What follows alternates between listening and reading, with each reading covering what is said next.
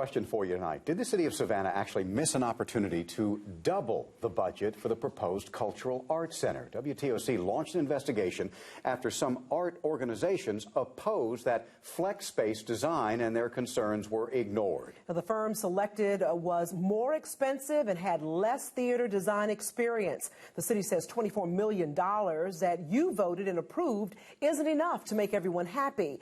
But some cities have been able to please everyone. WTOC's Elizabeth Rollins went to Charleston, where they did just that. It's a tale of two cities, Savannah and Charleston. They're similar in many ways, including their dedication to keeping art and culture alive. Both home to large nonprofit music festivals and symphonies, among other local art organizations, bringing tourism and commerce to their cities every year. But despite our historical theaters around town, Savannah lacks a true performance hall or cultural arts center.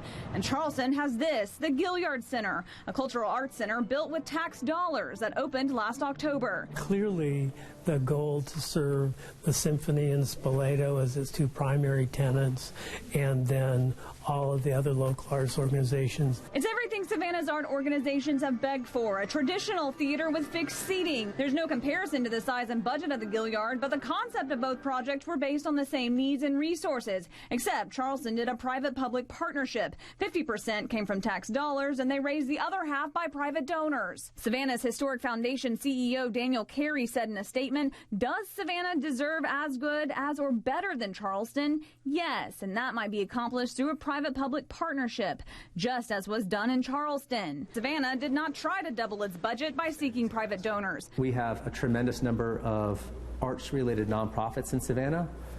All of them struggle for funding every single year. If the city embarks in a multi-year capital fundraising campaign, we would be competing directly with the private sector for those funds. But tax records indicate annual gifts by private donors have only increased. In fact, at two of the largest, the Telfair Museum and Savannah Music Festival, they've increased their private donations by thousands. Charleston raised millions in just 5 years, and even the architect for Savannah's project wished the city would have done the same. Well, because we were struggling with budget all along. This is the same architect who designed the non-traditional theater that's been scrutinized, but says he's just following orders from the city. That's our client, you know. I mean, at the end of the day, the architect doesn't get to decide. But we did present viable options, and the option that was selected was to make it as flexible as possible. He says the city is adamant about this design because it can be a multi-purpose space, but Charleston says their theater is exactly that. We do 4 or 5 big Broadway-type musicals a year. We have a Jimi Hendrix show coming up. It's very much a multi-purpose building. Charleston rebuilt its outdated art facility, but Savannah is building next door to a space that's considered useless. It has served its purpose well, but it too is at the end of its useful life. An option he thinks the city should have considered. You know, the Johnny Mercer Theater, if it were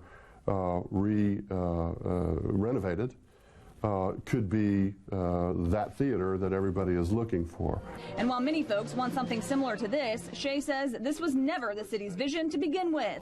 The performance portion of this project was always based on education and the ability for us to help our own people. So while voters thought they were approving funding for a cultural arts center that served professionals and students, the city has made it clear its expectations for this theater is nothing like Charleston.